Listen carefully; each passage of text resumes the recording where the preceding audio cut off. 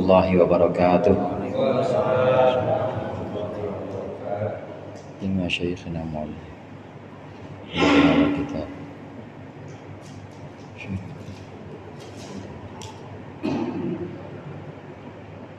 Al-Fatihah. Alhamdulillah Rabbil Alamin. Iyyaka na'budu wa iyyaka nasta'in.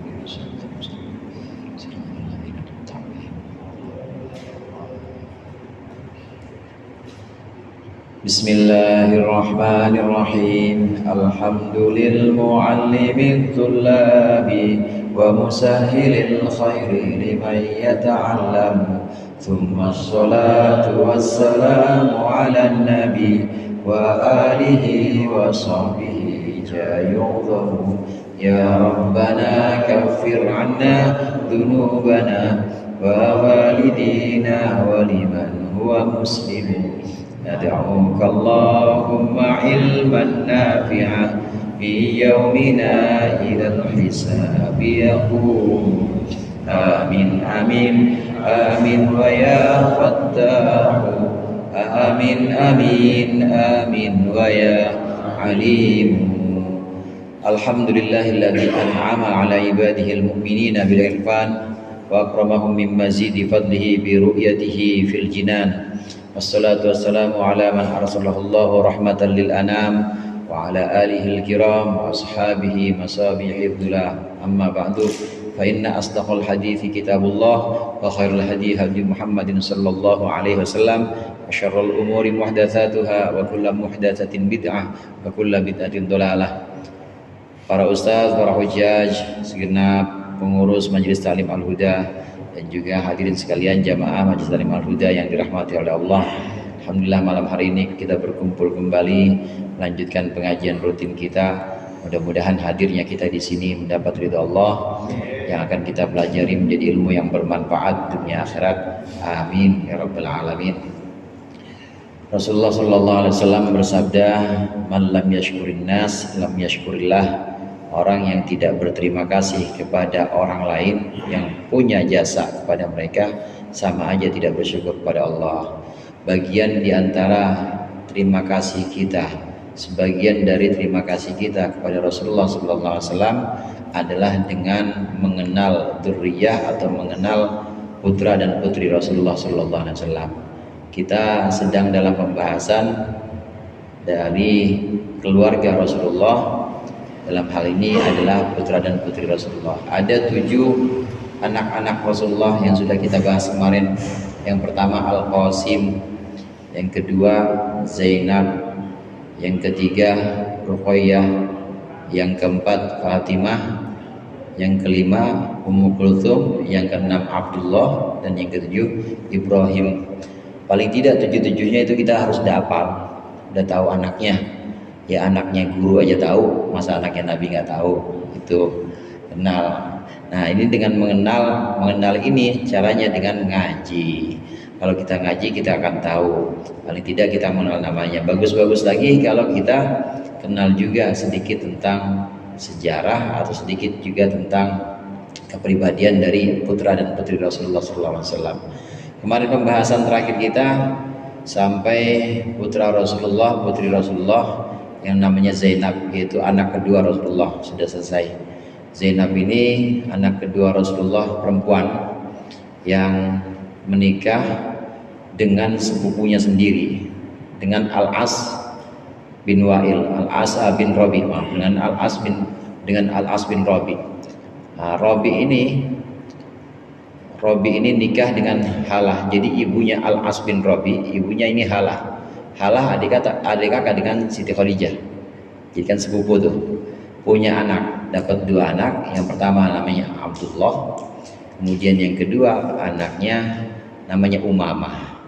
Nah, Umamah ini nanti dinikahi oleh Sayyidina Ali setelah wafatnya Siti Fatimah.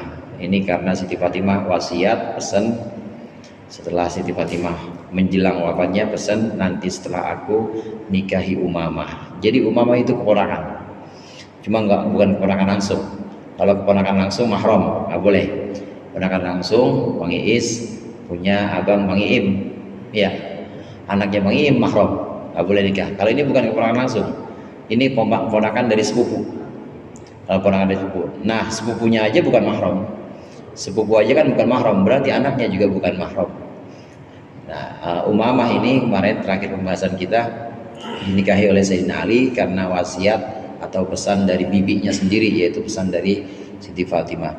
Yang akan kita bahas berikut ini yaitu putri Rasulullah yang bernama Ruqayyah. Bismillahirrahmanirrahim. Qala al-muallif rahimahullah wa nafa'ana bihi wa bi'ulumihi fid dharain. Amin. Wa amma Ruqayyatu fatazawwajaha Utsman bin Affan wa ulidat lahu waladat lahu Abdullah wa mata ba'daha. Adapun Ruqayyah kadang kita sebut Siti. Siti itu singkatan dari Sayyidati, saudara. Jadi nama Fatimah putri Rasulullah namanya Fatimah aja, cuma kita sebut Siti. Siti itu Sayyidati. Sayyidati maksudnya tuan perempuan. Sayyidati itu kalau laki-laki Sayyid, kalau perempuan Sayyidati, disingkat Siti jadinya. Jadi Siti ini singkatan dari Sayyidati. Siti Ruqayyah atau Ruqayyah putri Rasulullah dinikahi oleh Utsman bin Affan. Waladatlahu Abdullah. Untuk Utsman bin Affan, Ruqayyah melahirkan Abdullah. Mata ba'daha, yang mati setelah Ruqayyah. Waqad balago sita sinina, dan sudah mencapai usia 6 tahun. Naqarahu dikun fi ainihi, seekor ayam mematok matanya. Fawaroma, kemudian membengkak. Wajhuhu, wajahnya. Famata, maka meninggallah Abdullah. Ini sedikit cerita tentang Ruqayyah menikah dengan Utsman bin Affan, putri Rasulullah yang ketiga, namanya Ruqayyah. Sempat dapat anaknya namanya Abdullah, dan sempat sampai 6 tahun, tapi kena musibah. 6 tahun dipatok ayam, matanya membengkak dan akhirnya wafat. Jadi dapat anak dari Sayyidina Utsman bin Affan, Ruqayyah. Ini keturunan Rasulullah. Dari Ruqayyah ini Abdullah wafat waktu masih kecil, dan rata-rata memang wafat masih kecil, kecuali Sayyidina Hasan, Sayyidina Husain. Sayyidina Hasan, Sayyidina Husain yang kemudian melahirkan, yang kemudian menurunkan dzurriyyah yang sampai sekarang kita kenal dengan Sadat atau kita kenal dengan Habaib, Sayyid. Ini dari Sayyidina Hasan, Sayyidina Husain, dari Siti Fatimah dan Sayyidina Ali. Nah, adapun ini Abdullah dari Ruqayyah dan Sayyidina Utsman, ini cuma 6 tahun usianya, kemudian wafat. Wulidat Ruqayyah sanata 33 min maulidihi sallallahu alaihi wasallam. Ruqayyah dilahirkan pada tahun 33 usia Nabi, maksudnya dari kenabian Rasulullah, dari kenabian Nabi Muhammad sallallahu dari lahirnya Nabi Muhammad sallallahu alaihi wasallam. Wa matat yauma qudumi Zaid bin Harithah al-Madinata, dan wafat Ruqayyah pada hari datangnya Zaid bin Harithah ke Madinah bi qatla Badrin, untuk perang Badar, minal musyrikina, melawan orang-orang musyrik. Yang kedua wafat setelah Zainab, yaitu putri Rasulullah yang namanya Ruqayyah.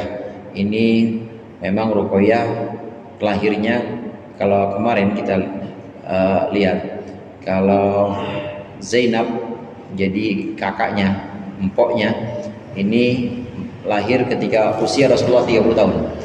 Rasulullah menikah umur 25. Pertama dapat Al-Qasim, meninggal belum usia 2 tahun Al-Qasim.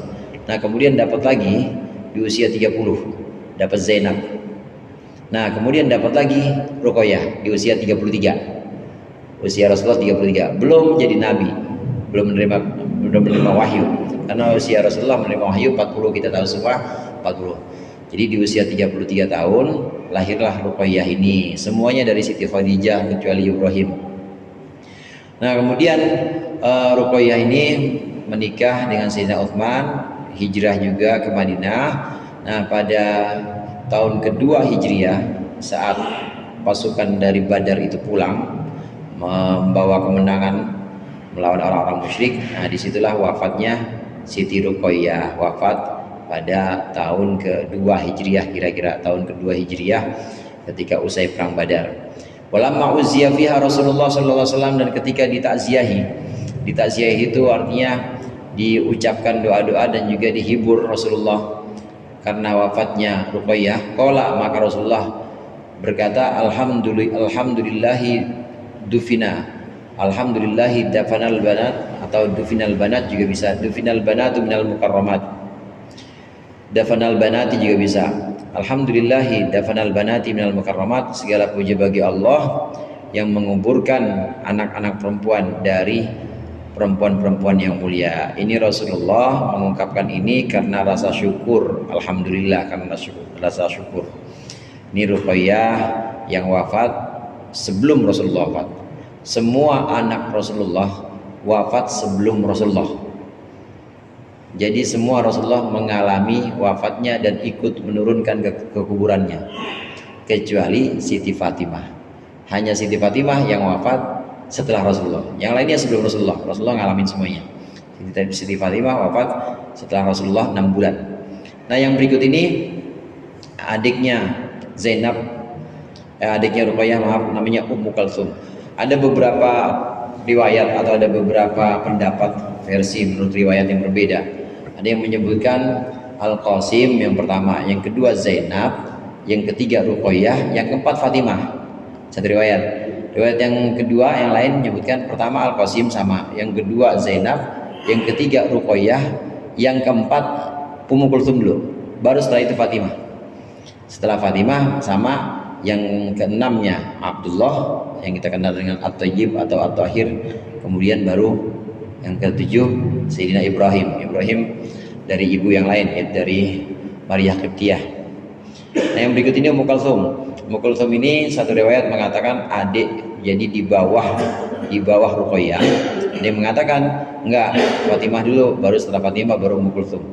Wa ma Ummu Kulthum fatazawwajaha Utsman bin Affan ba'da mauti Ruqayyah. Adapun Ummu Kulthum maka Utsman bin Affan menikahinya ba'da mauti Ruqayyah, setelah meninggalnya Ruqayyah.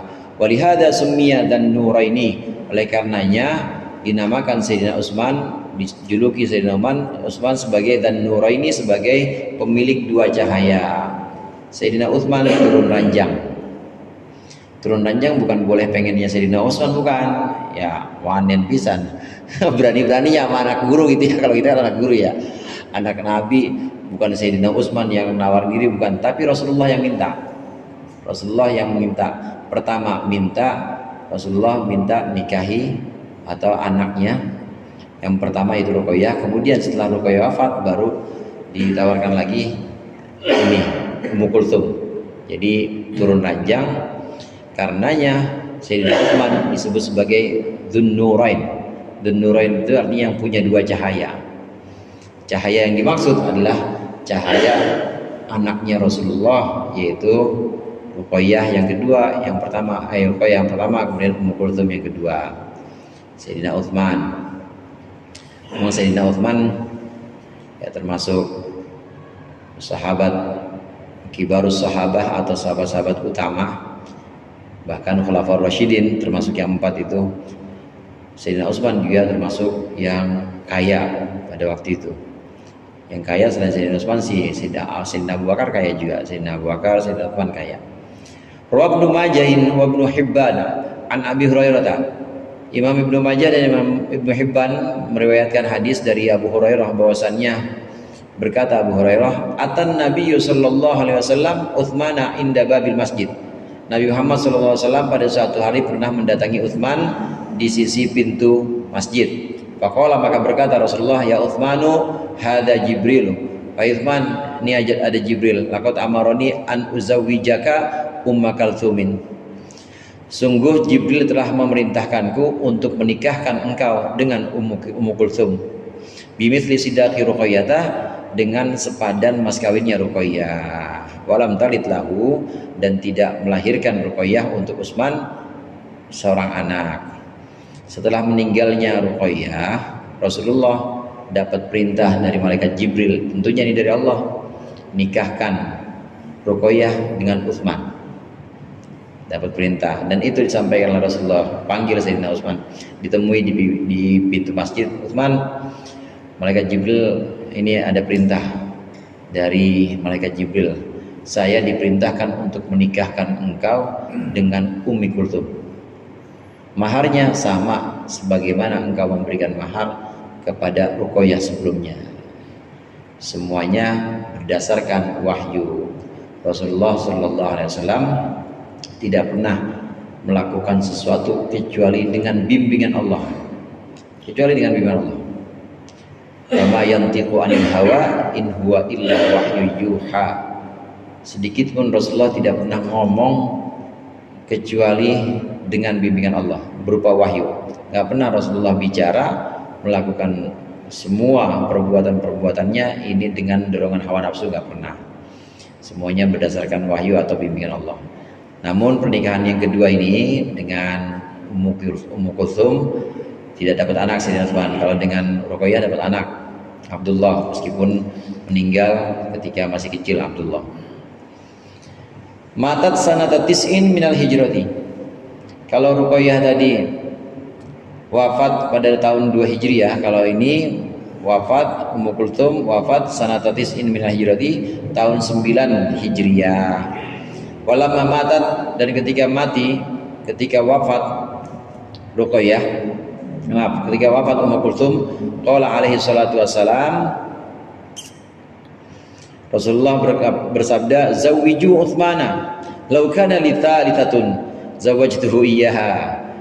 Begitu wafat Ummi Kulthum, jadi Ruqayyah wafat, kemudian turun ranjang diperintahkan oleh Rasulullah kepada Ummu Kulthum. Ummu Kulthum wafat juga. Rasulullah kemudian bilang kepada orang-orang, zawwiju Utsmana, nikahlah dengan Utsman, nikahi Utsman nih, ambil mantu Utsman.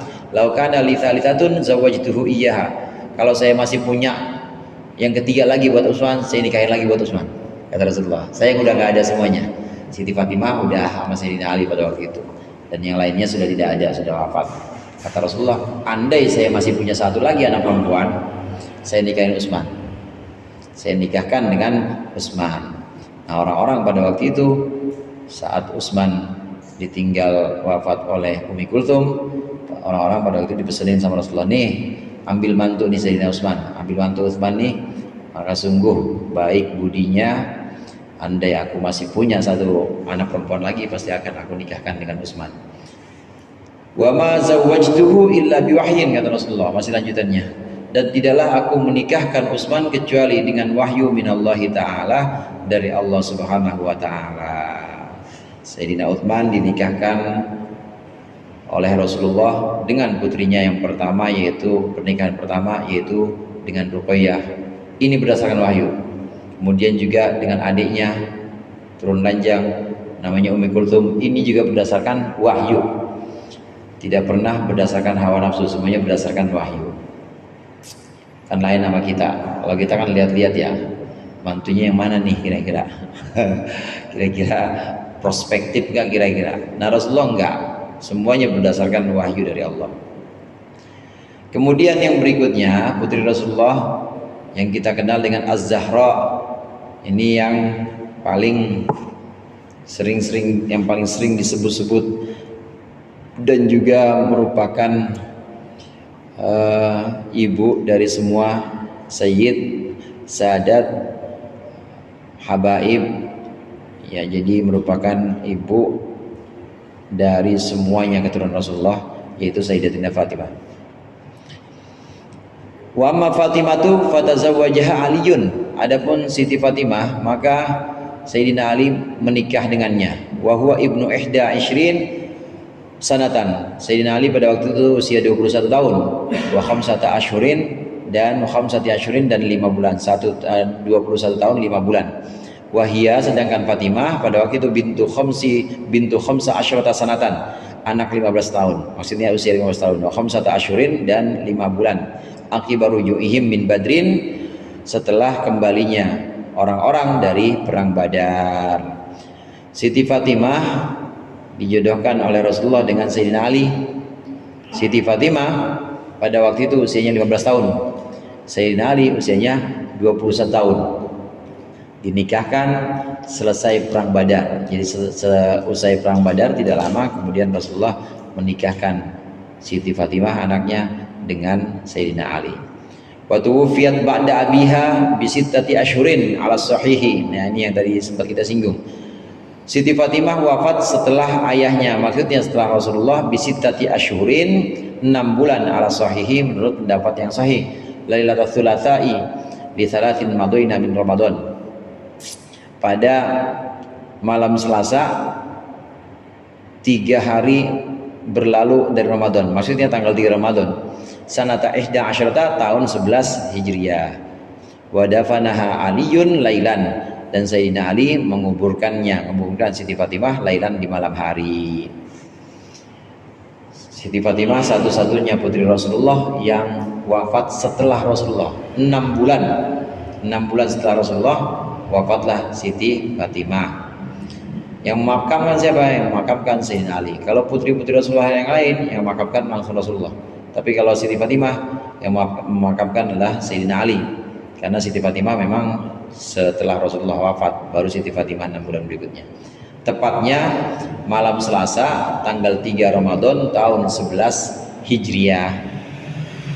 Nah, tadi Ummu Kulthum tahun 9 Hijriah sebelum Nabi wafat. Nabi kan 10 Hijriah. Kemudian sebelum Ummu Kulthum yaitu Ruqayyah ini tahun 8 Hijriah, tahun 8 Hijriah. Wafat semuanya sebelum Rasulullah. Nah, Siti Fatimah setelah Rasulullah, 6 bulan setelah Rasulullah, dimakamkan atau dikuburkan oleh Sayyidina Ali. Wa hukiya, dan hikayatkan anna Fatimah az-Zahra, sungguhnya Siti Fatimah az-Zahra. Az-Zahra itu artinya yang bersinar. Zahra bintan Nabi, putri Nabi sallallahu alaihi wasallam, lamma matat, ketika wafat Siti Fatimah, hamala janazataha arba'atu nafarin. Membawa jenazahnya siapa? Arba'atu nafarin, 4 orang. Ada 4 orang yang membawa jenazah Siti Fatimah ketika wafat. Yang pertama zaujuha, suaminya Aliyun, yaitu Sayyidina Ali, wa abnaha, dan 2 anaknya, yaitu Al Hasan wal Husain, Sayyidina Hasan dan Sayyidina Husain. Wa Abu Dzarrin Al-Ghifari, dan Abu Dzar Al-Ghifari radhiyallahu taala anhum ajmain. 4 orang yang manggul jenazah Siti Fatimah pada waktu itu malam Selasa, malam wafatnya Siti Fatimah. Sayyidina Ali sendiri, kemudian Sayyidina Hasan anaknya Siti Fatimah, kemudian Sayyidina Husain, satu lagi Abu Dzar Al-Ghifari. Ya, 4 orang ini. Falamma, tentunya yang dimaksud 4 orang yang manggul jenazah.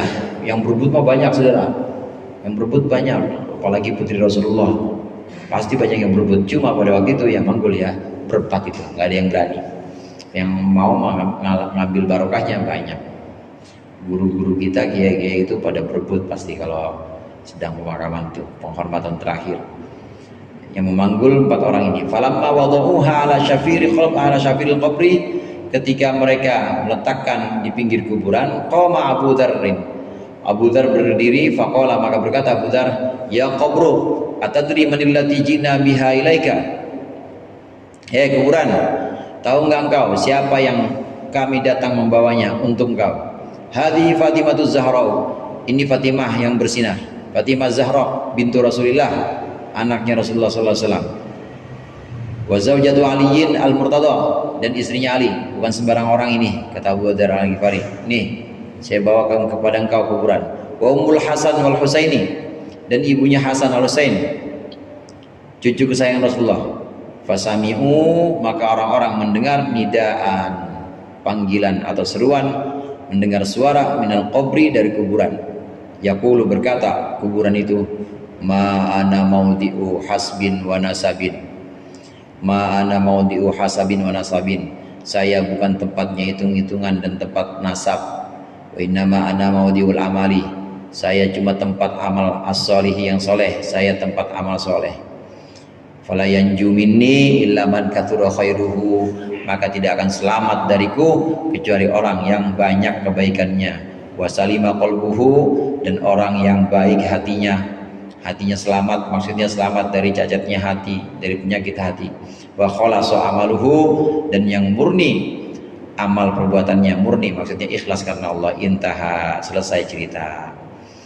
Hikayat saat pemakaman Siti Fatimah. Abu Dzar Al-Ghifari memang seorang sahabat yang terkenal sangat wara' wirai. Abu Dzar Al-Ghifari itu hidupnya zuhud, benar-benar jauh dari dunia. Abu Dzar Al-Ghifari diamanatkan atau dikasih keistimewaan untuk manggul Sayyidina Ali, kemudian Sayyidina Hasan, Sayyidina Husain, dan Abu Dzar Al-Ghifari sampai di pinggir kuburan, kemudian diletakkan ke liang lahat. Abu Dzar Al-Ghifari bilang, diri, kuburan, tahu nggak siapa ini yang kami bawa pada engkau? Jangan sembarangan. Ini anaknya Rasulullah, Fatimah Az-Zahra, dan istrinya Ali Al-Murtada, dan ibunya Hasan, ibunya Husain. Jangan sembarangan, ini bukan orang sembarangan, kata Abu Dzar Al-Ghifari. Memang terkenal, saudara. Ulama menafsirkan ayat innama yuridullahu ayyudhiba ankumur rizza ahlal baiti wa yutahhirukum tathira. Yang disebut dengan ahlul bait, yang disebut dengan penghuni rumah ahlul bait Rasulullah dalam ayat itu adalah 4 orang ini. 4 orang, Sayyidina Ali, Siti Fatimah, Sayyidina Hasan, Sayyidina Husain. Inilah 4 orang ini juga yang di ayat surat Al-Baqarah itu diajak oleh Rasulullah untuk datang. Orang Yahudi pernah menantang, kalau cara kita mah sumpah pocong atau sumpah mati. Pokoknya kalau situ benar saya yang mati, kalau saya benar situ yang mati. Jadi taruhnya udah mati. Diajak Nabi Muhammad ditantang mubahalah. Ayo, kalau emang benar agama yang kau bawa, ayo kita ke lapangan. Nah, kalau emang saya salah, saya yang mati. Kalau emang engkau yang benar Muhammad, ya saya yang mati biarin. Tapi kalau saya yang benar agama saya, engkau bohong, engkau yang mati. Ajak keluarga. Saya juga ajak keluarga, kata orang Yahudi nih. Dibawa oleh Nabi Muhammad, keluarga Nabi Muhammad. Siapa itu? 4 orang ini. Sayyidina Ali, Sayyidatina Fatimah, Sayyidina Hasan, Sayyidina Husain, dan Rasulullah. Berlima jadinya. Tungguin, pada datang tuh Yahudi. Takut dia, takut orang tahu Rasulullah udah bener, tanda-tandanya jelas di Taurat, gak berani datang. Itu yang disebut dengan mubahalah. Ta'alau nad'u abna'akum wa nabdu abna'ana wa abna'akum wa nisa'ana wa nisa'akum thumma nabtahil fanaj'al la'natallahi 'alal kadhibin. Ayo sini, kami akan ajak perempuan-perempuan kami akan ajak anak-anak kami, istri-istri kami ajak, perempuan anak-anak kami ajak, dan ayo kita jadikan laknat Allah untuk orang yang bohong. Itu sigot atau kata-kata mubahalahnya seperti itu. Orang Yahudi gak berani pada waktu itu, yang nantang gak berani, yang diajak yang 4 orang itu. Oleh karenanya Abu Dzar Al-Ghifari ngomong ini ya berdasarkan kejadian atau berdasarkan keistimewaan di mana 4 orang ini selalu diajak oleh Rasulullah dan disebut sebagai ahlu baiti Rasulullah. 4 orang ini, kata Abu Dzar Al-Ghifari, jangan sembarangan nih yang saya bawa. Yang kami bawa ini bukan orang sembarangan. Fatimah putri Rasulullah, istrinya Ali, ibunya Hasan, ibunya Husain. Jangan sembarangan ya bungur dibilangin gitu. Bur, jangan sembarangan bur, ini bukan orang sembarangan. Tapi apa kata kuburan? Saya bukan tempatnya hitung-hitungan dan bukan tempatnya nasab. Saya ini cuma tempatnya amal soleh. Gak bakal selamat ada dalam jepitan saya, gak bakal selamat dari gencetan saya, kecuali orang yang hatinya baik, orang yang kebaikannya banyak, dan orang yang amalnya atau perbuatannya ikhlas. Yang selamat cuma orang itu. Dan memang dalam riwayat lain hadis dalam hadis lain atau dalam riwayat lain disebutkan bahwa dhabtatul qabri, jepitan kubur, itu pun dialami oleh Sayyidatina Fatimah. Siti Fatimah dijepit tetap kuburan. Yang enggak dijepit cuma para nabi, Nabi Muhammad, Nabi Isa, Nabi Yahya, Nabi Zakaria. Para nabi yang enggak dijepit. Anaknya nabi yang paling disayangin, anaknya nabi yang disebut termasuk ahlul bait tadi yang saya sebutkan istimewa, Siti Fatimah dijepit, saudara. Apalagi Jamaah Al-Huda. Iya, Jamaah Al-Huda Ya kalau ustadznya gimana jamaahnya? Ustadznya dijepit. Semuanya kena jepitannya. Siti Fatimah dijepit juga. Ini jepitan atau Doqdotul Kubri, awalu fitnatin fil kubri. Dia adalah ujian pertama di kuburan, namanya jepitan tanah atau jepitan kubur. Sebelum malaikat mungkar nakir datang, ini dulu jepit dulu, cak jepit, mejret jepit. Untuk orang-orang yang nggak pernah sholat, yang nggak pernah kenal ngaji, nggak pernah kenal Allah, jepit, benar-benar jepit. Ini namanya apa nih? Ini kan kalau dijepit PP, WPP ditibarin cobek, ulek, menjret dah. Tapi kalau kita kenal pengajian, kalau kita kenal sholat, insya Allah dijepit juga. Cuma jepitannya nggak kayak jepitannya WPP dijejek sama cobek, enggak. Jepitannya jepitan ibu yang kangen kepada anak-anaknya yang lama nggak pulang, saudara. Kalau Bang Anggi dari rantau pulang, ibunya kan kangen, dipeluk pas itu. Mana aja sih lu, kagak pernah ngasih kabar, dipeluk pasti. Tapi ada nggak ibu meluk sampai mati anaknya? Ada nggak kira-kira, saudara? Nggak ada. Begitu juga pelukan bumi kepada orang yang kenal Allah, orang yang kenal agama, insya Allah itu seperti jepitan asal, seperti pelukan ibu kepada anaknya yang lama nggak pulang. Mana aja itu peluk. Dan setelah itu dilepas karena kangen. Namanya juga bumi itu kadang disebut sebagai ibu. Ini kan tanggal 17 Agustus ya, disebut sebagai ibu pertiwi. Guru-guru kita, pejuang-pejuang kita, kenapa sebutnya ibu pertiwi? Karena memang tanah itu ibu. Semuanya kita bakal masuk ke dalam perut ibu itu, digencet semuanya.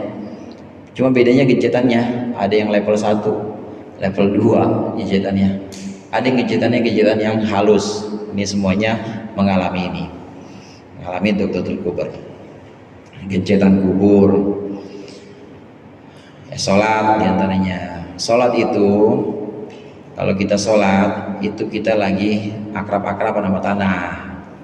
Cium Bang Andi kalau sholat tanah, pakainya pakai ya sejadah, jangan yang cakep-cakep. Ya kalau perlu pakai kain kafan, nggak usah pakai alas yang cakep-cakep. Kalau bisa nggak pakai alas, bisa pakai alas. Jadi langsung nyium bumi itu, langsung nyium. Kalau setiap hari aja kita 34 kali ya, 17 kali 2 berapa? 34 ya. Kita kan 34 kali nyium bumi, sehari 34 kali kita cium, kita akrabin lagi. Masa iya bumi itu nggak kenal sama kita? Kayak ibu yang kenal sama kita, pasti begitu digincit, ini kamu ya yang dulu suka cium aku, kamu yang dulu sehari 34 kali ciumku. Sujud punya banyak filosofi. Selain ketundukan dan kehambaan kita kepada Allah, ini kita mengakrabi bumi sebelum bumi jepit kita nanti. Jadi udah kenal pasti. Karena tanah yang ada di Bungur sini sama yang ada di Ceger. Dia juga nyambung kan itu. Dia juga tanahnya, walaupun NJOB-nya beda, tetap dia juga satu itu, ibu bumi yaitu. Orang yang tiap hari ada kebiasaan sholat, sujud, cium tanah, maka tanah juga akan kenal pada dia. Siti Fatimah ini juga digencet, tapi gencetan orang-orang untuk orang-orang soleh itu sebagaimana ibu memeluk anaknya. Ini hikayat atau cerita Abu Dzar Al-Ghifari ketika dia bilang pada kuburan, jangan sembarangan, kata kuburan, saya nggak peduli, saya bukan tempatnya hitung-hitungan siapa yang mulia, siapa yang hina, bukan. Saya juga bukan tempat hitung-hitungan nasab, enggak. Semuanya saya jepit. Saya tempat amal soleh dan tempat orang yang hatinya baik, amalnya baik, dan juga amalnya ikhlas. Waqad kana khatabaha Abu Bakrin tsumma Umaru fa'arada sallallahu alaihi wasallam falamma khataba Aliyun ajabaha wallahu a'lam bissawab. Mudah-mudahan bermanfaat.